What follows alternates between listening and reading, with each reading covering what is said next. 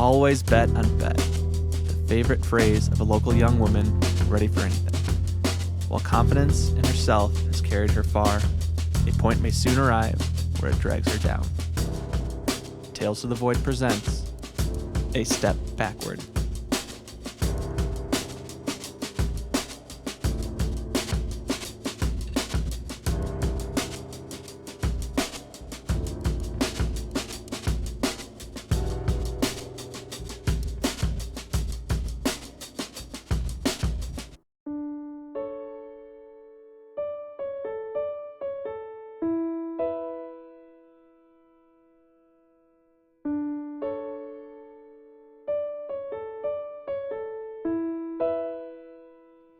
Mom, you know 90% of the reason I visit you is for the food, right? Don't you lie to me, Bethany Vega. You come by because you love your mother. Well, yeah, that's the other 10%. Bethany! My mother yelled out from the kitchen.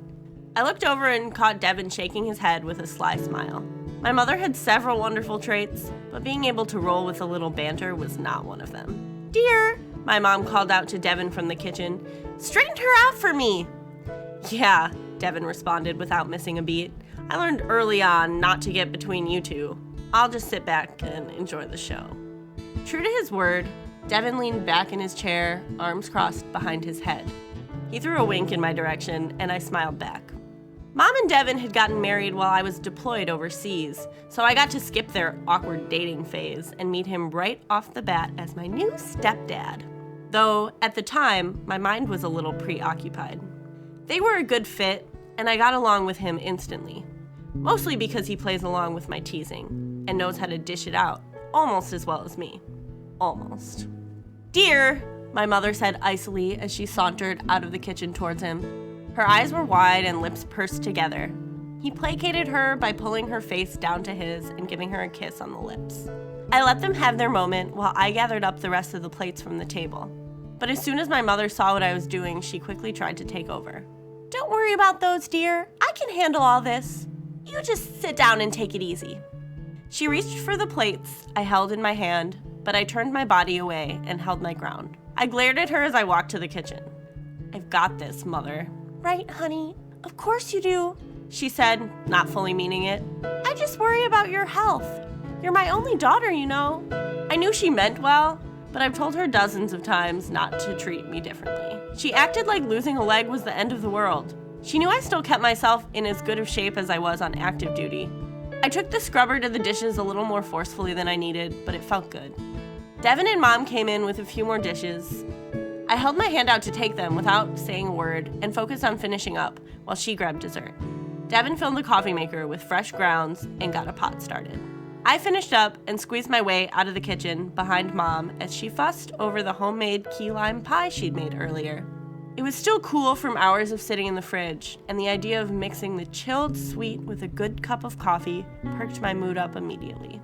The table was set with a carefully chosen set of plates, each adorned with a lime green slice of pie, perfectly cut and placed in the center.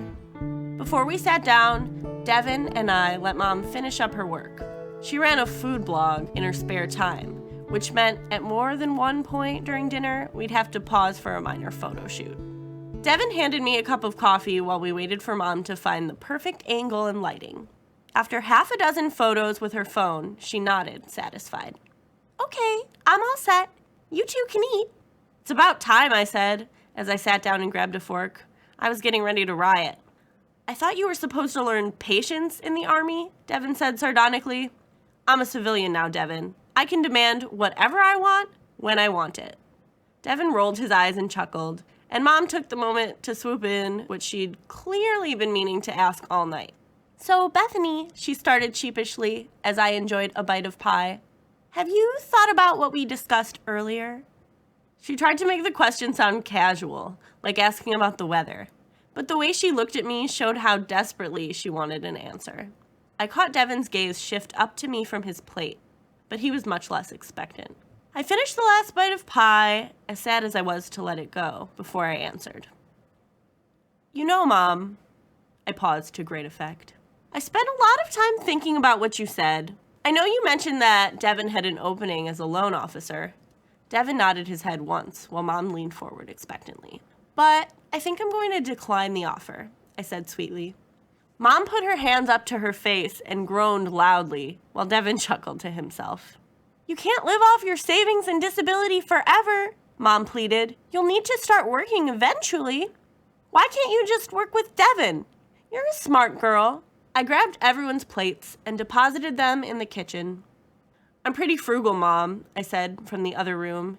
"And no offense to Devin, but I'd rather lose the rest of my limbs than work in a bank every day."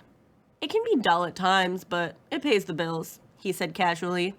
"Which I have covered just fine," I replied. I clapped my hands together and looked at the pair. Now, with that lovely conversation out of the way, I'm heading home. I'll see you guys soon. Mom stood up and gave me a hug, accompanied with a kiss on the cheek. I responded with the same. "You know, I just want to see you succeed," she said as we released each other. "I know, Mom, but I'm fine. Just relax." I hugged Devin around his neck and gave him a kiss goodbye. He gave me a hug back. "Take care, Bethany. It was nice seeing you." I gave them a final wave before I walked out to my car. It was still pretty early for me, only about 8, so I decided to take the long way home. Devin and Mom lived in suburban bliss, but I was much more attracted to the city lifestyle. They could keep the quiet neighborhoods and picket fences. I needed to live where the action could be right outside my window. I'd been on the road for a few minutes when my work phone buzzed. The cracked flip phone rattled around my cup holder before I could grab it. It didn't have any apps and couldn't access the internet, but its battery lasted days, and in a pinch, it could be thrown away without a second thought. I stopped at a stoplight and looked at the lightly glowing screen. Livermore and Lakewood, quick. The light turned green, and I headed toward the location. On a weekday like today, I made the trip in just under 20 minutes. I slowed down as I neared the spot. I noticed some of the people on the sidewalk eye my slow-moving Explorer carefully. Some ducked their heads and moved away when they met my gaze. Others kept their eyes glued on me to see what I would do. A hooded figure stepped off the curb and jogged over to my car. I lowered the passenger window enough for him to speak through.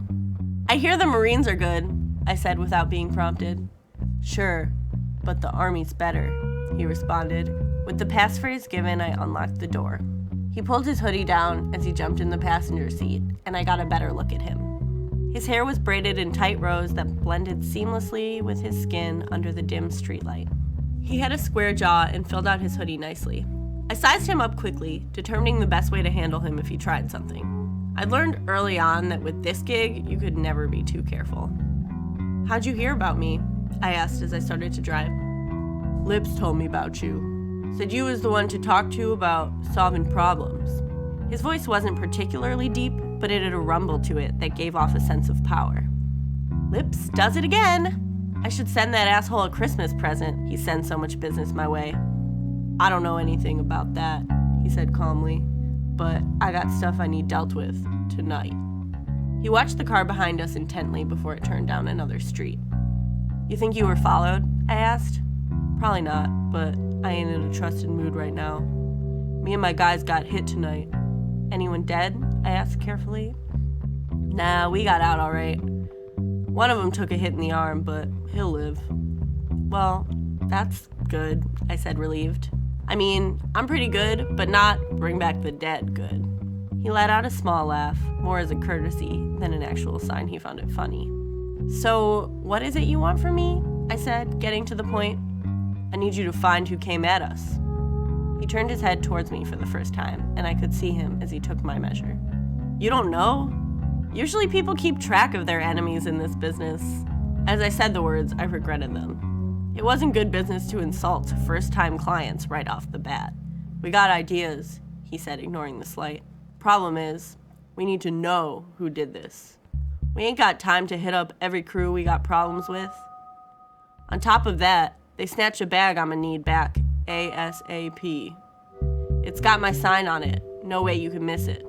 He pulled on the chain around his neck, and a small golden M wearing a stylized crown at the end came up. "So that's what I'm looking for?" "That's it. You just gotta figure out who hit us, find that bag, and we'll handle the rest." I drove for a few moments as I thought about his plan. It was basic, but The easier the plan, the harder it was to screw up. How much time have I got? I asked. You got till tomorrow. We gotta hit these guys fast, otherwise we're gonna come up like a bunch of bitches on this. Think you can deliver? I nodded. No problem, I can handle that. He clapped his fist into his hand. Glad to hear it. He paused. So, how much is this little service about to run me? First time customers get a flat rate discount. $10K on completion. No extra fees or upfront payments, just straight cash. After that, the price changes with the job.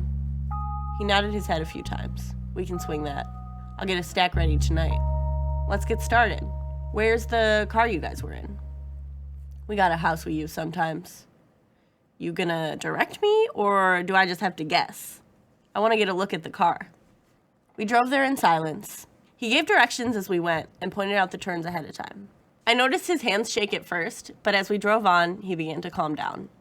By the time we reached the house, he was solid as a rock.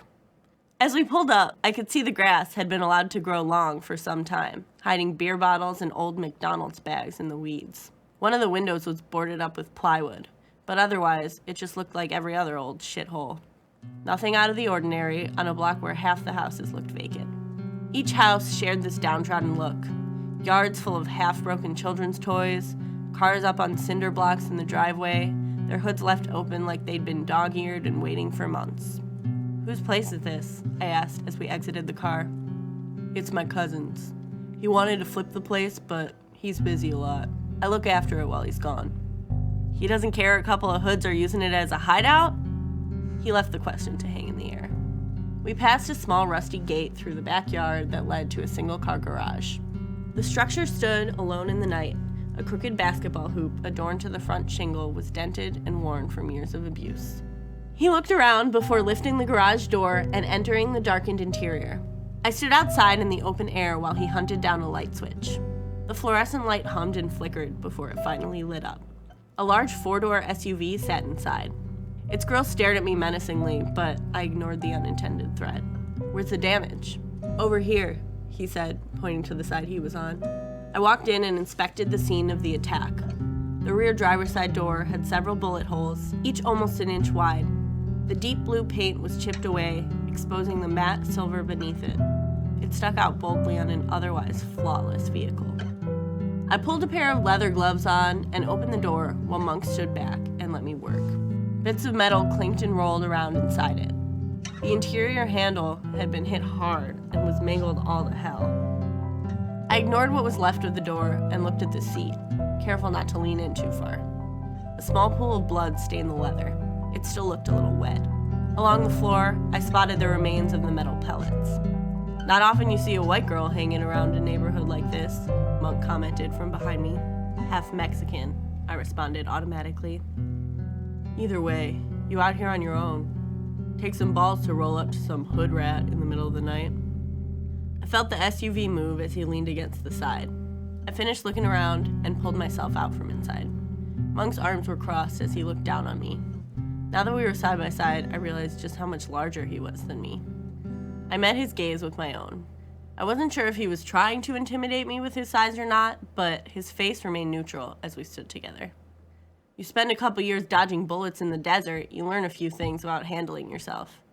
And your surroundings, I said, breaking the silence first. You fought in the army? Damn, you figured out my secret. You sure you need my help with those detective skills of yours? I smiled and noticed him trying to conceal a smirk, with a few nods of his head. Guess it'll take more than a dark garage to intimidate you then. I raised my hand up and put my forefinger and thumb as close as I could get them without touching. Just a bit. Good to know. He stuck his thumb out to the car. You get something? I grabbed one of the deformed pellets from the floor and held it up. It looks like you guys were shot at with some buckshot. I'd guess double-aught, but I can't really be sure with this. I'm surprised there isn't more blood, though. This stuff flew through the door, no problem.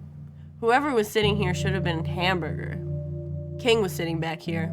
He had some fancy PC gaming shit or something between him and the door. It was all fucked up, but King only got clipped.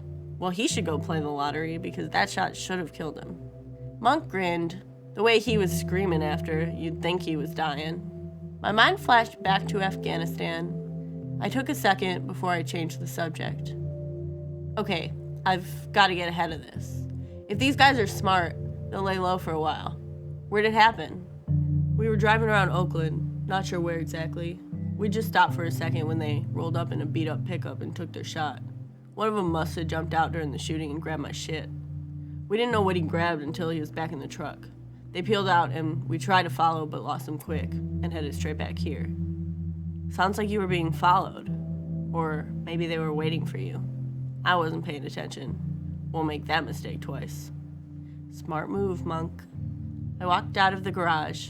Monk closed it up and followed me to my car. So, what's in the bag you're so hot to get back? I figured I wouldn't get an answer. At least not a straight one, but I was curious anyway. Monk shook his head. I wouldn't worry about shit that don't concern you, girl. I didn't push it. I'll get myself out to Oakland tonight and see if I can find anything useful. Chances are I won't have anything until tomorrow. Sounds good. He leaned over my car as I slammed the door shut. You got my number.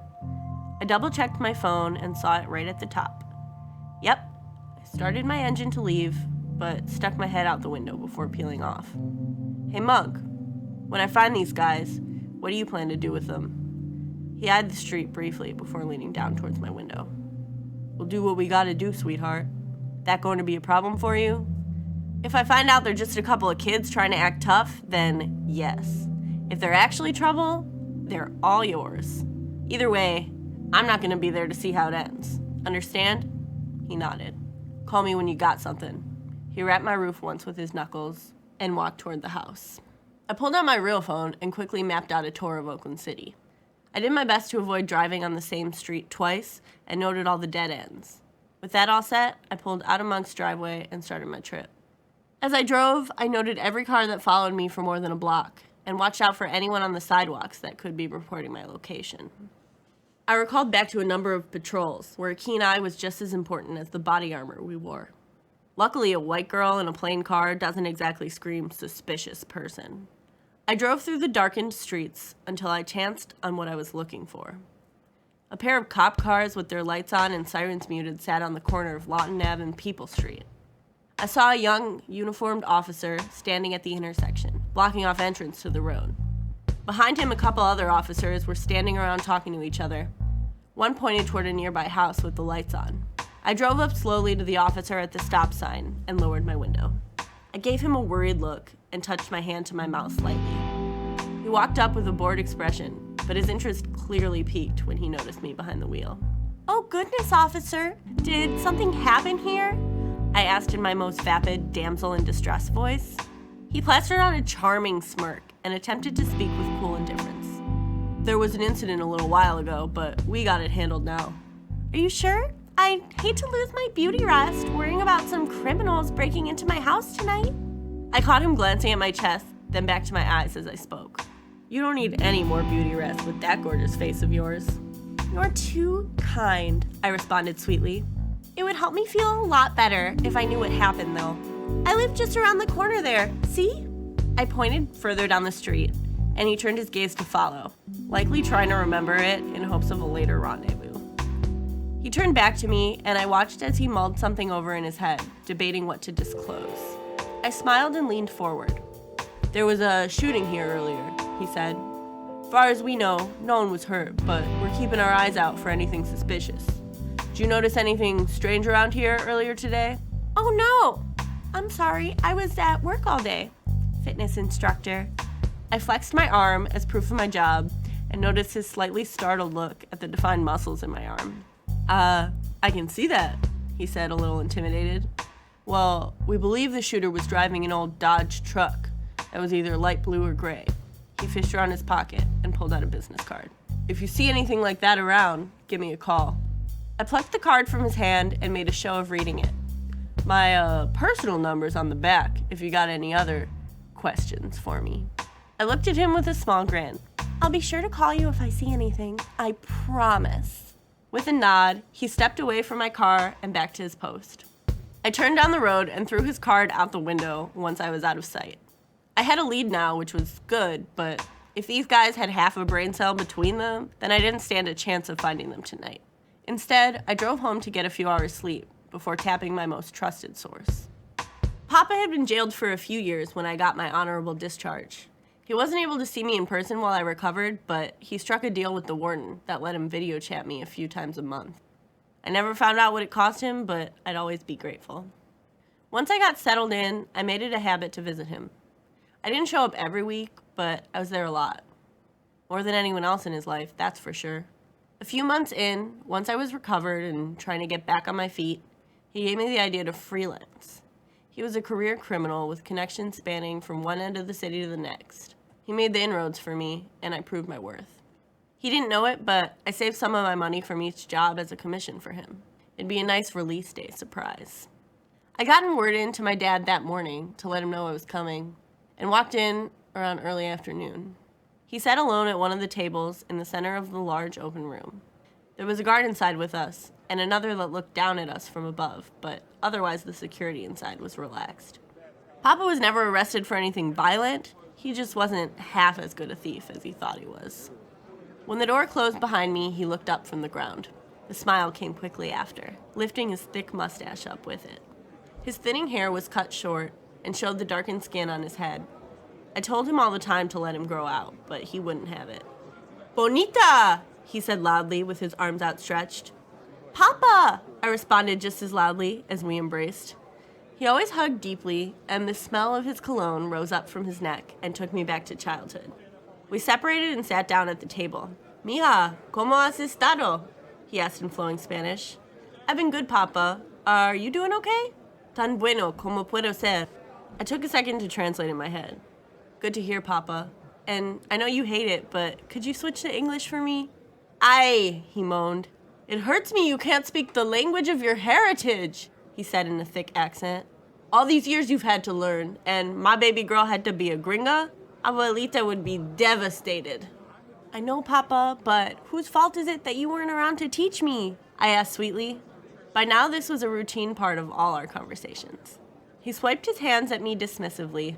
"As much as I love teasing you, Papa, I'm actually here for something else." "That so?" he said with a knowing look. "What do you need?" "I'm looking for a couple guys. They met with some friends of mine, but things didn't go very well. My friends want to see them and clear the air." "That's nice of you to do that." "You know me, Papa. Always willing to help." "Yes, you are very kind," he said with a knowing roll of his eyes. "Where did these friends meet?" "Out in Oakland. Lawton and Peoples. I heard they were driving around in an old pickup truck." My dad leaned back and looked up at the ceiling in thought. I looked around the room and waved at one of the guards while I waited. At last he pulled himself back toward the table. "You're looking for the Montero boys," he said confidently. "They're a small-time crew. They like to think they're tough, but they haven't been able to break into anything larger than four-door in all the years they've been around." He put up 3 fingers as he spoke. "There are 3 together. Angelo's the leader. His cousin Hector works the muscle. He's a big kid, so watch out for him. Then there's Enrico. He's a wheelman. Rumor is he doesn't have the stomach for the serious stuff." "Do you know where they hang out?" I asked expectantly. He shook his head. "Afraid not. The one smart thing they do is move around. You gotta ask Benny." "Aw, not him," I complained. Benny was an old pervert that recorded everything that happened in his store. He claimed he did it just for security, but I know it was mostly for eyeing women in his off time. "Trust me, Bonita, I don't like him much either, but he'll know where they're at. I'd bet another year on it." "Gambling is illegal, so that could be arranged if you're not ready to leave," I said with a grin. "Smartass," he retorted in kind. I stayed and chatted with him for another hour before I had to go. We hugged once more as I left. "Bye, Papa. I'll talk to you soon." "Adios, Bonita. Stay safe."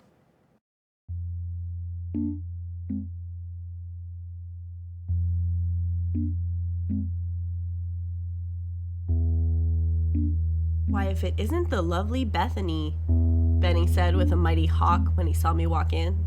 "It's always so pleasant to see you." He leered at me for a moment before meeting my eyes. Benny's store was a beat-up old pawn shop. He had the full gambit of crap, from lawnmowers and old tube TVs to stolen jewelry and guns too hot to carry. He dipped his greedy toes into all of it, which made the nosy old perv a great source of information. But everything cost something here, even the simple questions. Benny, I said, not bothering to hide my disgust, let's skip the chit-chat and get right to business, shall we? I stood in the center of his shop, next to a shelf full of CDs and DVDs. I could see him clearly as I leaned on his counter, but I knew the shelves were the best spot to block the cameras from getting a full view of me. He frowned once it was obvious I had no intention of stepping forward. Bet, come on now. How are two business associates like ourselves supposed to talk with all this distance between us? He beckoned me with his hand. Come a little closer, sweetheart. We don't want the general public nosing in. I made a show of looking around over the shelves to see if anyone was around, but I already knew the shop was dead. Good thing it's just the two of us then. I'm looking for some people. When he realized I wasn't going to budge, he let his annoyance show for a second before giving in. Okay, hot stuff. You're a tough gal, I get it. Who are they? They're a group of punks that operate out of Oakland. Leader's a guy named Angelo Montero. A little birdie told me they've used you a time or two to fence their shit. He flipped through a magazine as he spoke. Sounds like you're after a dangerous group. A young lady could get hurt getting caught up in something like that. She sure could. And an old sleazebag could get beaten to death in his own store for fucking with the wrong people.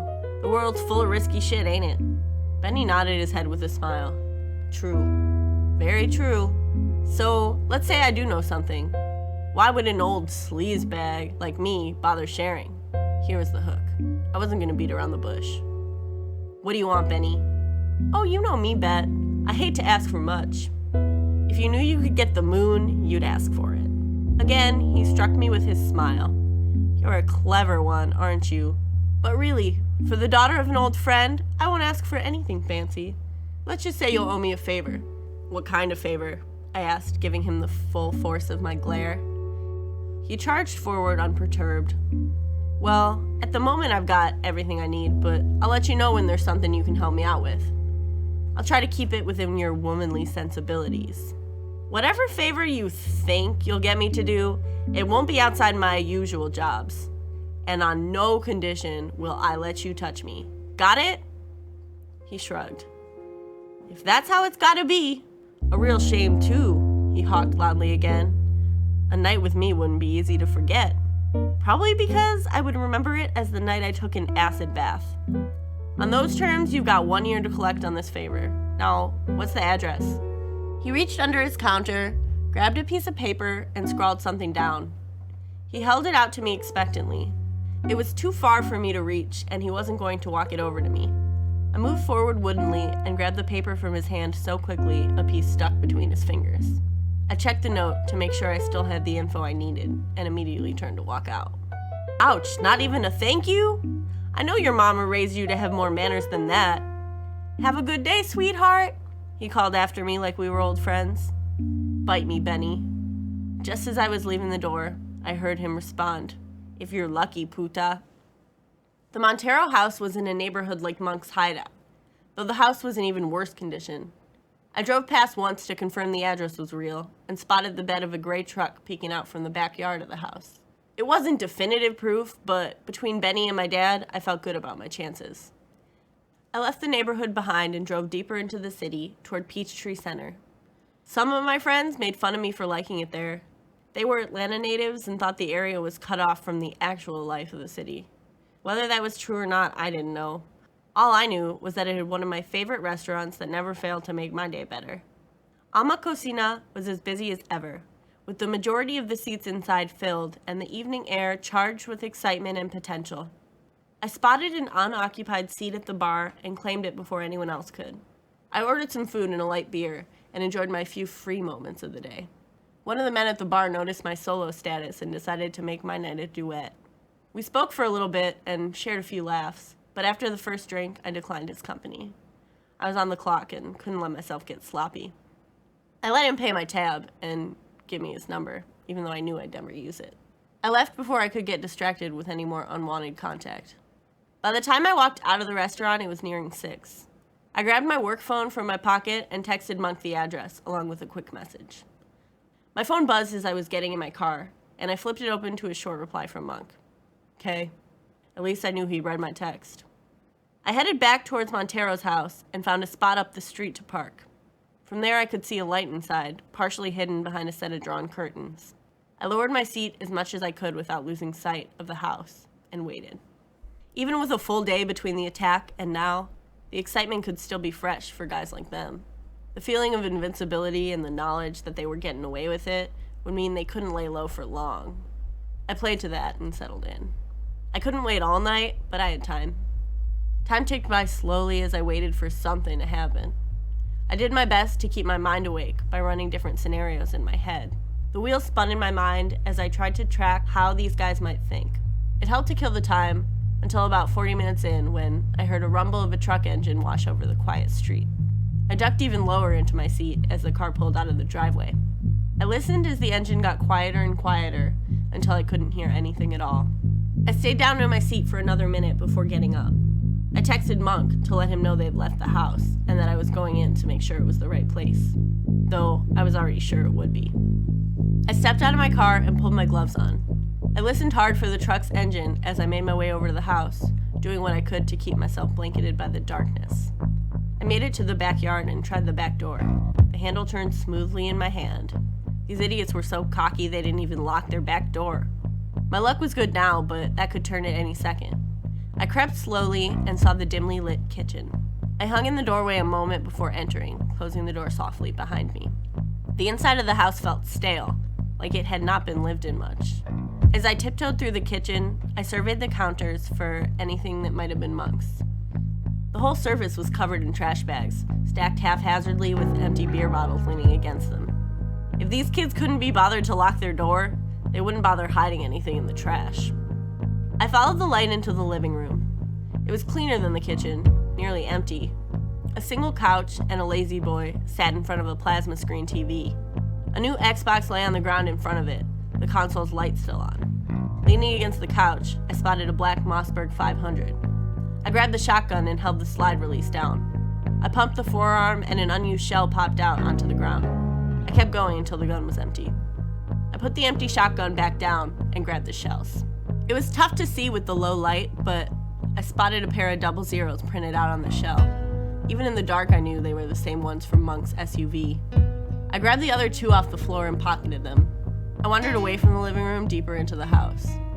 Inside one of the rooms were two mattresses laid out on the ground near each other, with blankets and pillows thrown around, and a pile of clothes in the corner. In the next room over was another bed, but the room had several car radios and a stack of boxes. I pulled one of the boxes off the stack and found it filled with prepackaged phones. Typical. It was then when I saw a little black bag, and my gut told me this was it. I opened it slightly and immediately saw the little gold insignia. Easy as taking candy from a baby. I knew better than to look any further inside, and I pocketed the bag. I started back toward the kitchen to leave. As I walked, I pulled out my burner and stood in the living room typing a quick message to Monk. I just hit send when I heard the kitchen door open. I cursed myself for not paying better attention, but it was too late for should-haves, and I quickly crept up to the entrance of the kitchen. My heartbeat quickened and I felt my breathing start to get more intense, but I stamped the panic down. Had to keep it together. Had to focus. The sounds of their footsteps were interrupted when the back door slammed shut, followed by the rustling of plastic bags. I heard two distinct voices firing off in Spanish. The two voices argued for a few more seconds before they started to get closer. 3-on-1 were not odds I liked, but I would manage. I waited until the first head poked through the entryway before nailing the large man in the face with a haymaker directly into his jaw. He may have been big, but I had the element of surprise, and he stumbled to the side into the living room and out of the way.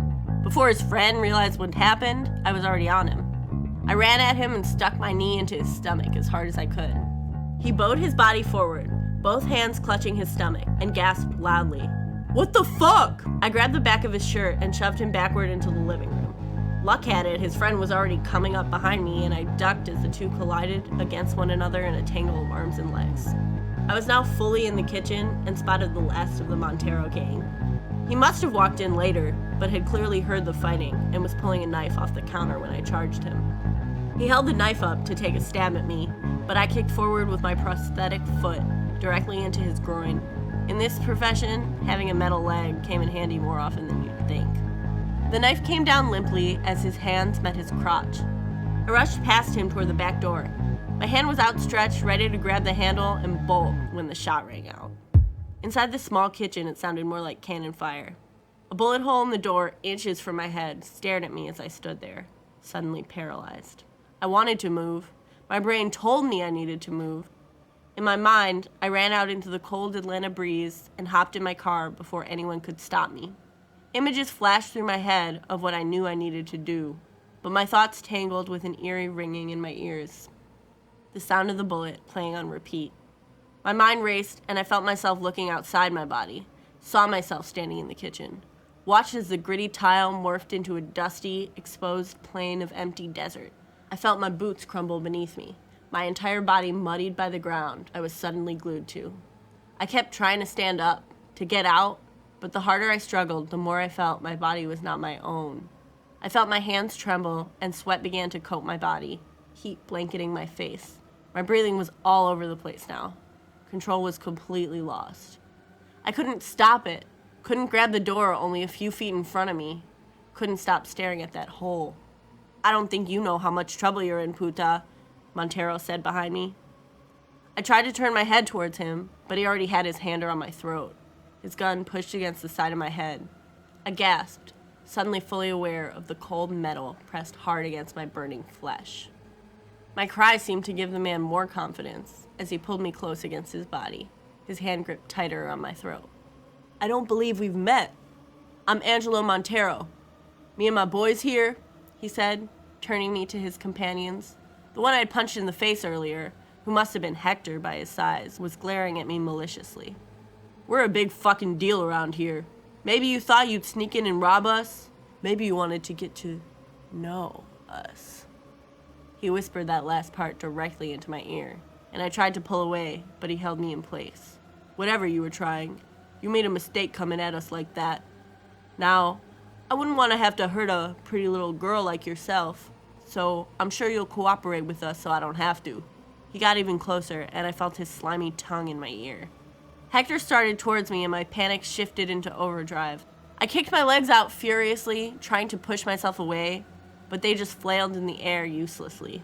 Don't struggle, puta, Angela said with a laugh. I barely registered his words as I tried to break free.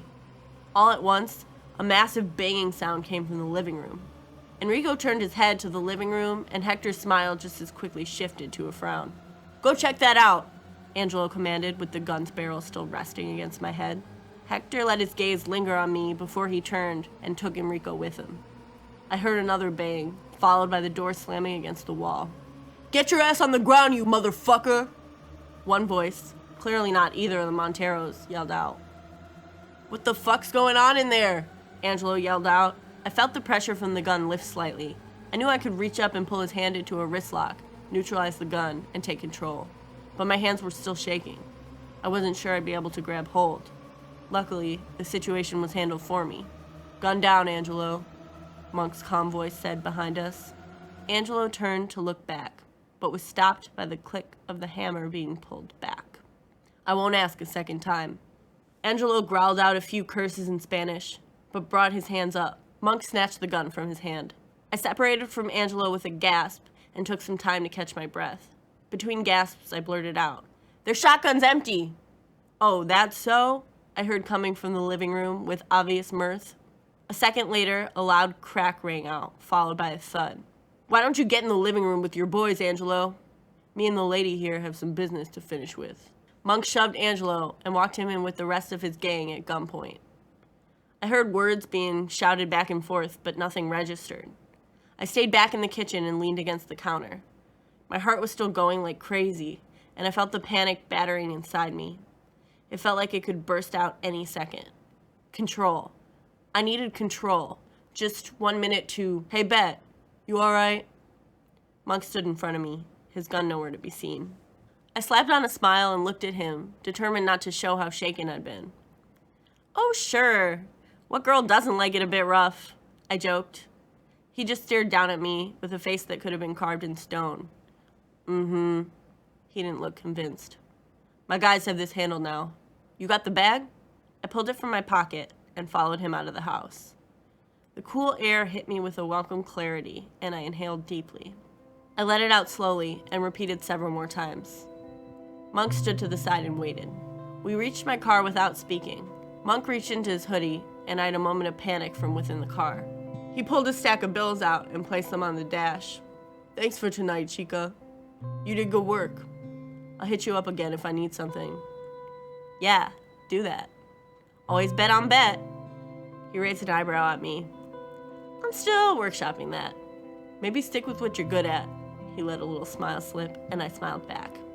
"All right, stay safe," he said with a look I couldn't quite read. I nodded once, then drove off, leaving him alone in the street. I didn't drive home immediately. Didn't feel like I could. I just drove around the city. The cool air helped bring me back in the moment, to take me out of the desert of my mind.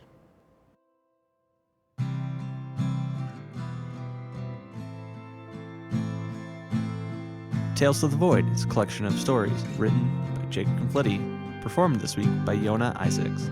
Music and production by Robert Labadie. Thanks for listening. We hope you enjoyed. Until next time.